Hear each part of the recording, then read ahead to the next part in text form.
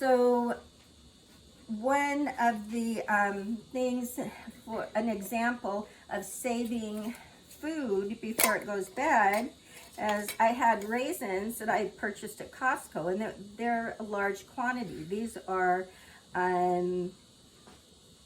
grapes that are to be made into raisins, but I bought them as grapes. Well, I couldn't eat them. We couldn't eat them before they started getting soft. Well, who wants to eat a soft grape? So what you do is you take a fork and you puncture the grape all around, and then you dehydrate it. And I did not lose the grapes. I could have frozen them for smoothies, but my family doesn't eat smoothies. So I dehydrated them, and they're very good. So that is one way to save on food loss. Another is if you buy herbs in the store, you get a big package, and they're expensive, they're not cheap, and you use them in a recipe. Well, what do you do with the rest? A lot of times they sit in your refrigerator and go bad. Well, throw them in your dehydrator. This is cilantro that I bought for a recipe, and I knew it was going to go bad, and before it went bad, I threw it in my dehydrator and saved it. And I do the stems also because in other countries, when you watch their cooking shows, they cook with the stems. The flavor is in the stems, so don't throw the stems away on celery, or I mean not celery, parsley and cilantro, because they're good to eat. Another one is bananas. Who doesn't buy bananas and they get soft? Well, you can only make so many muffins and banana bread, but I don't worry about the color of these. They're very sweet. I let them ripen till they're as ripe as they can be, and then I dehydrate them. And I use these as dog treats for my dog. She loves banana, and so I always have banana on hand for her. And I also use up the extra bananas. Now, if I wanted to, I could rehydrate these bananas and make banana bread or muffins or whatever. It's just another way to store them instead of just throwing them in your freezer and using them frozen.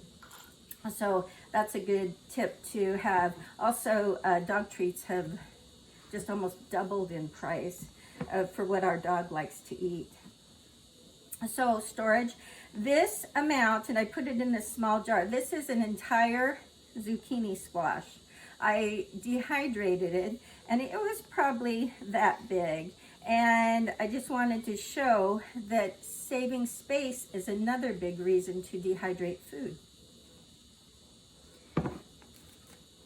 And again, convenience. This is 1 tablespoon of tomato paste. And so I dehydrated them into portions. So if I have a recipe, I can open the can and then dehydrate the rest, because a lot of times I end up throwing it in the freezer before it goes bad. Well, if you're in a grid down situation, your freezer won't be working, and then you have to do something with the food. Another thing that I just started doing, have you ever opened a jar of pasta sauce and you put the extra pasta sauce in the fridge and you intend to use it, but it molds before you can use it? Well, you end up throwing it out.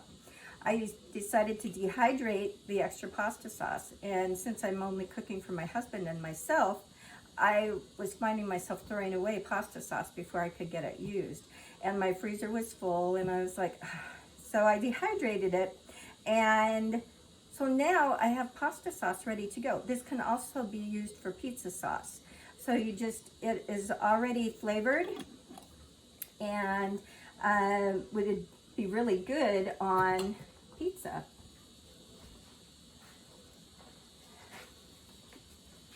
This is something that I use daily. I replenish it as I go. This has 3 different greens in it. This is my greens jar. I keep this for when I make potatoes, oven fries in the oven, and when I do soups or stews. It has parsley and celery and carrot top in it, and it's mostly parsley because I just do the celery and carrot top as I get them, but I make sure I always have parsley. But these are nutritional, they have a lot of nutrition in them, and they're just good to have and throw into your meals. You could also, if you're foraging, you could put stinging nettle in here, dehydrate it and put your stinging nettle in here, and your family would eat it as a spinach. And then you could put that in your soups and stews and anything else. Now you could put cilantro if all your family likes cilantro. I do not. I have a separate, I keep my cilantro separate for different recipes. But that's another option. And I just keep refilling this as I go because it's just a perpetual greens jar. Another thing I do is I do mince. I just moved and I left some behind, but I have had 7 different mint plants. But I have about 5 at the new place, and this is 2 different mint plants.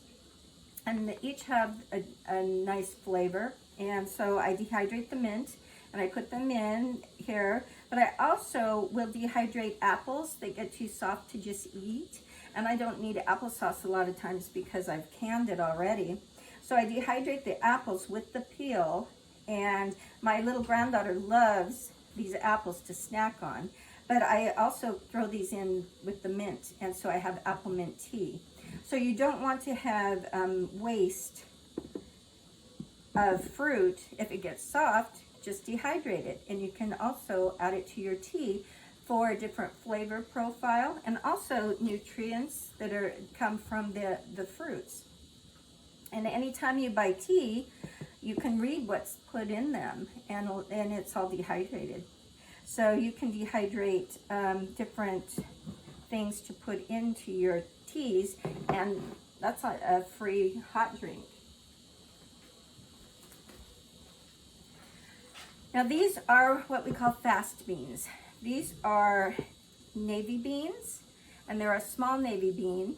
I cooked them. It looks like popcorn, but I cooked the navy beans and then I dehydrated them. So these will rehydrate as a cooked bean.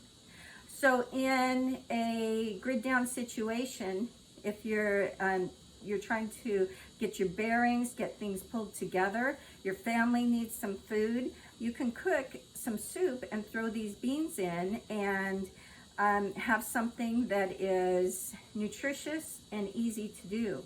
Now this idea I picked up from Rose Red Homestead, and she is a wonderful teacher, and I just love that idea so much.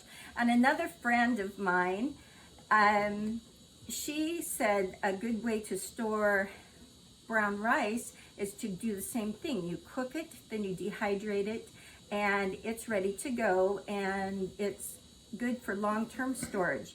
The reason why brown rice is not good for long-term storage is because of the oils in it. But that is a way to preserve brown rice. I haven't done it yet. That's why I don't have an example to show.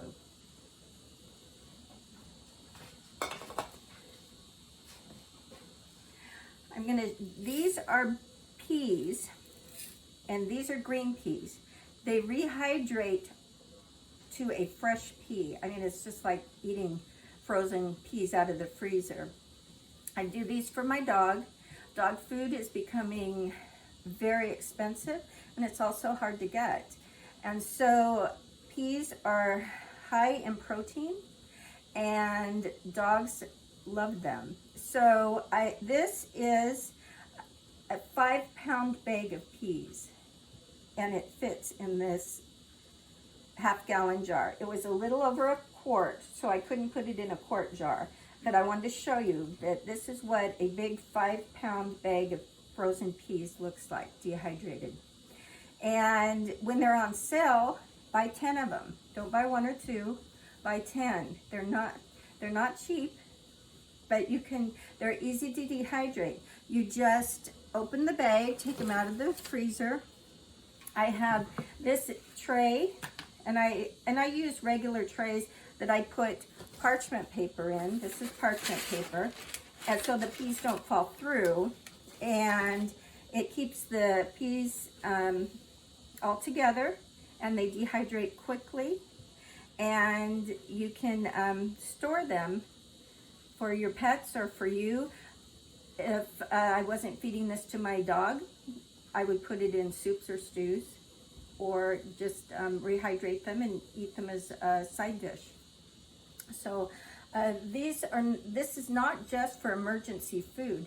This is a way to have food on hand for everyday use that you can buy on sale and have large quantities of it. To be aware of new videos like this one, be sure to subscribe to the Preparing for the Time of Trouble channel. For more free videos and downloadable audio podcasts, as well as handouts, go to www.preparingforthetimeoftrouble.com. Topic categories include recordings of live seminar presentations, country living, sustainable gardening, homestead remedies, how to be self-sufficient when the grid goes down, wild edible and medicinal plants, hydrotherapy, and end-time Bible prophecies. To take advantage of these free resources, go to preparingforthetimeoftrouble.com.